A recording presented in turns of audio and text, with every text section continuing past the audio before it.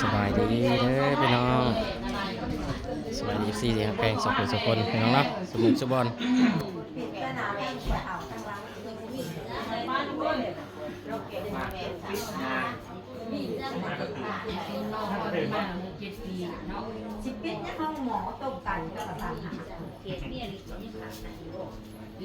อีเมลเป็นผู้เบิ่งข้างไกลเนาะแม่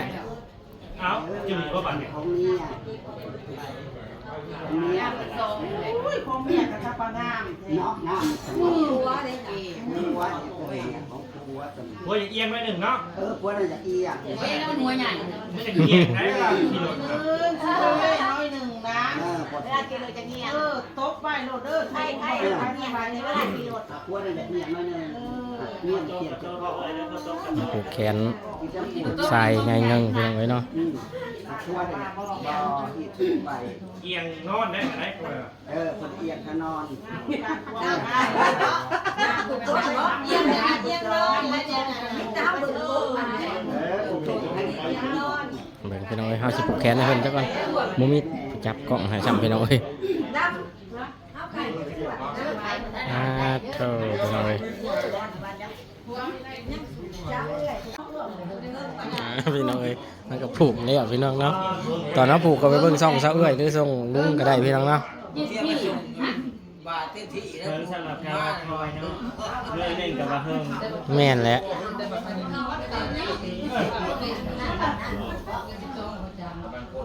เดือน11วันที่17เขา17เดือน12น่ะเนี่ย14ค่ะสีดำนี่ไงไงแกจะกินให้มังโน่นะน้ำมันละลูกเทียมไป12วันได้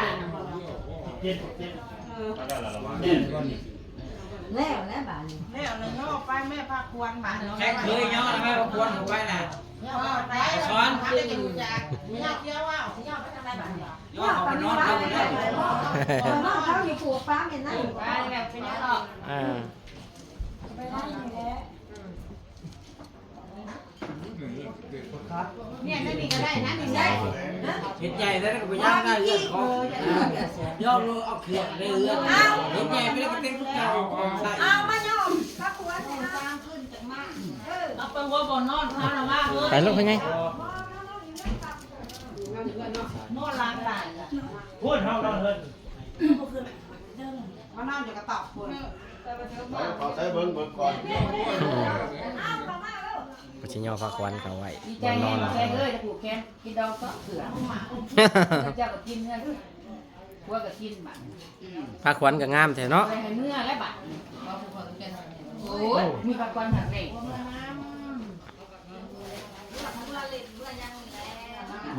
อ้ยวันไหนมาเล่นเล่นจะนั่งให้หน้าเลยน่าได้ข่าวท่านในวันเล่นฮบให้นี่ก็ได้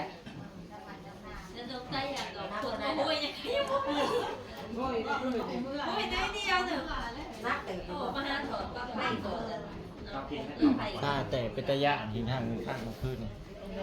กินข้าวเดิมแต่เขาว่าขนาดตัวยังเขาเพิ่นยังก็เคยเพิ่นยังก็ลามเนาะลามใส่ลามกลัวมากินกันสดคำใหญ่ๆรถบ่อาโธ่คุณพี่น้องเอ้ยแซ่บว่าซั่น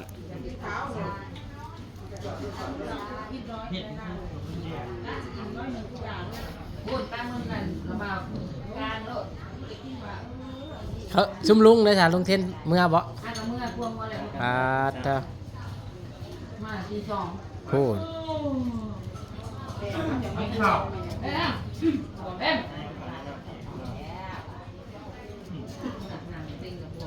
เฮ้ยพัดผ้าเอ็มเป็นพัดทับหลบพี่เอ็มดูเอ็มเอาโทษพี่น้องเอ้ยทางนี้ก็ได้ใครแต่ว่าเฮือนเพิ่นกว้างพี่น้องเอ้ยเนาะเฮือนกว้างแล้วก็ลังมักใหญ่นี่พี่น้องเอ้ยคนอยู่ลุ่มอยู่เทิงมีหมด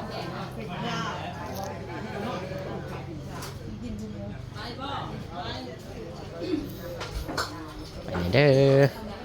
แซ่บอยู่ว่าแม่ต้าสบายดีแซ่บขนาดเลย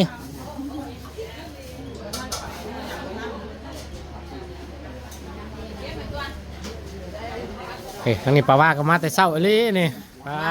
เถอะบ่คุณแผนกแม่ครัวเด้อพี่น้องทั้งนี้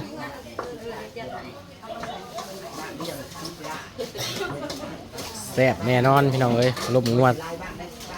ตัวหนึ่งโอ้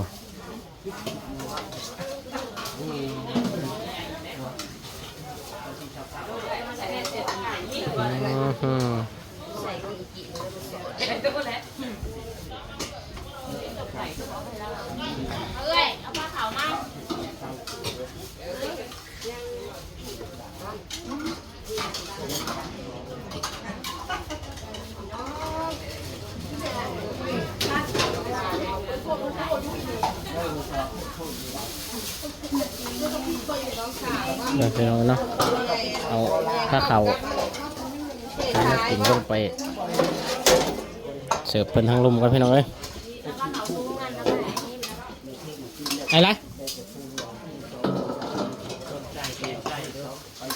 เมนูไก่เพราะเสียบพี่น้องเอ้ย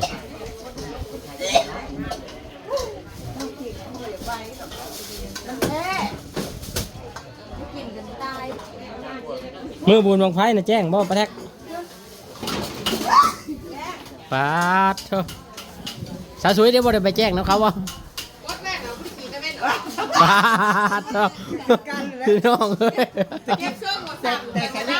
แต่แค่นี้ ไปมิน อ่ะ มาห่อนนะคะมึงกลัวพังมาเขาเมื่อใส่บาทเลย ปาดเถอะผมยังไหวเลยเนาะ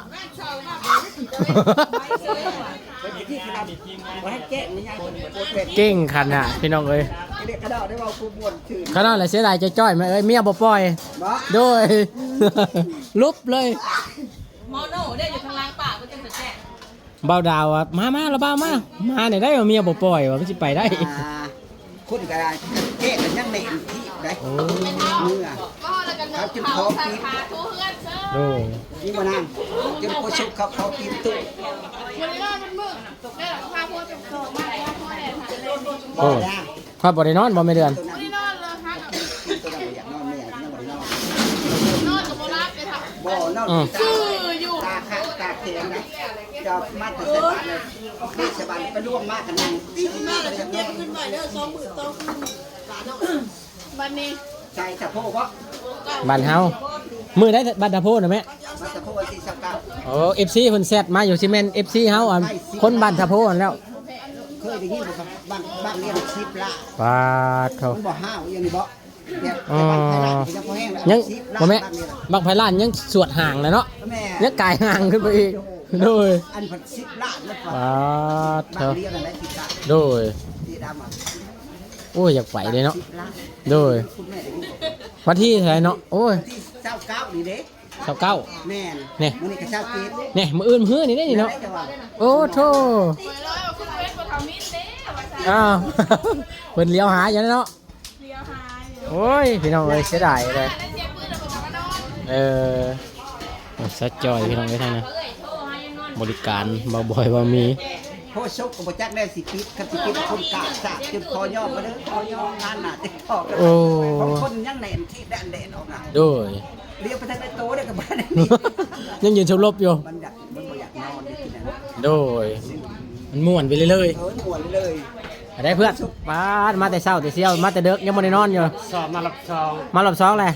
เมื่อ โอ้ รับซอง เออ มาหาวัน มาเอาเจ้าเลย เขาก็กำหนดเขาทำงานเนาะ แม่นแล้วฮอดเวลาเขาเจ้าเลย มือได้กับมือชันมือได้ก่อน ล้างมือเด็ดอยู่แล้ว ม่วนบ่ เดินนอนเวลาที่แจ้ ป้าดเถอะ โอ้ยเศร้า เออไปเสียเก้าเฮ้ยบ่ไปบ่ เศร้าบ้าน บุญทาโพ ไปไปไป ไปแล้วป่ะ บางไฟสาม บางไพ่10ล้าน ไปไปไป อ่า ไปนั่น ถ้าไปแล้วอันนั้นโลดเตรียมโลด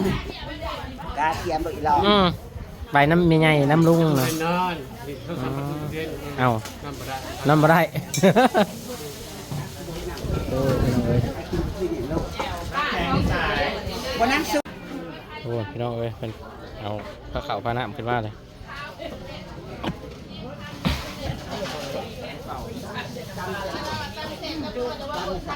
ทางใดเด้มองเพิ่นรีไซเคิลนี่เนาะตัวนี้ก็รีไซเคิลได้ใช่ไหมพักไว้นี่เนาะ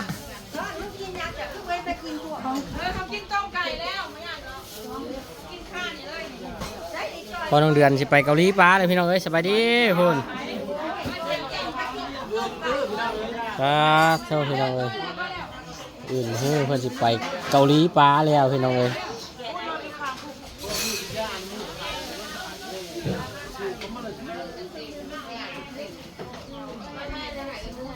เพื่อนกินข้าวกินน้ำทางนี้พี่น้องเนาะแก่คนก็บ่ธรรมดาเลยพี่น้องเอ้ยจัดใหญ่แอมหน้าพาขังพอสมควรอยู่พี่น้องเอ้ยเนาะ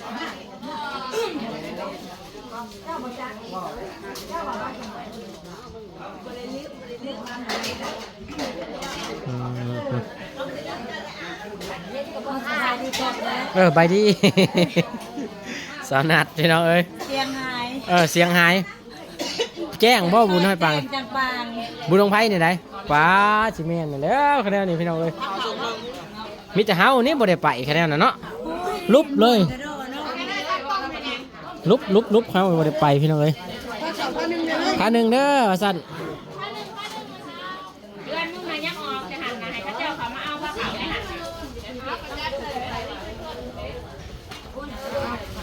ตัวรีไซเคิลก็มีนี่หอมไม้พี่น้องเอ้ยเมนูหลายเลยเหรอ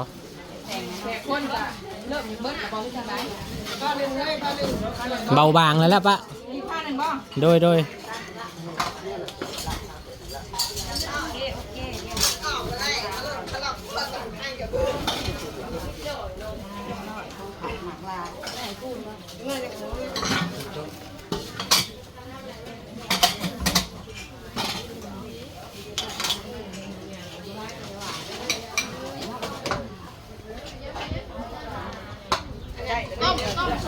เอาไหม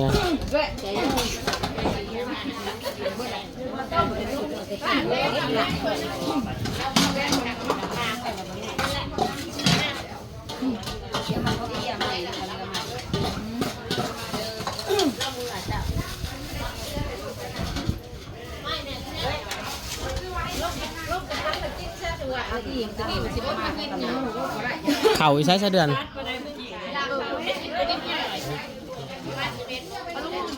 โดยเอาเขาลงเสิร์ฟเพื่อนก่อนเพื่อนเลยเพ่งเขาแล้วชิ้นใหญ่นะเฮ้ย คือมาถึงแล้วโอเคทางใดเด้พี่น้องเอ้ยเด้อเป็นไงเอ้ย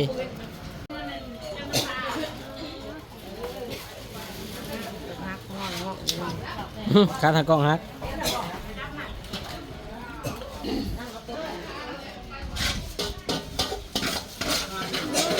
ปลาเข่าป่ะอีกพันหนึ่งไม่เดือนไปรถปะ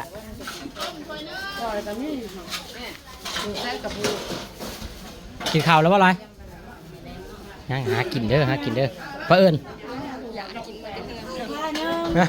กินพอแต่เฮือนแป๊บหนึ่งมาสั่นพี่น้องเอ้ยโอ้สับจอยกับบริยูพี่น้องเอ้ย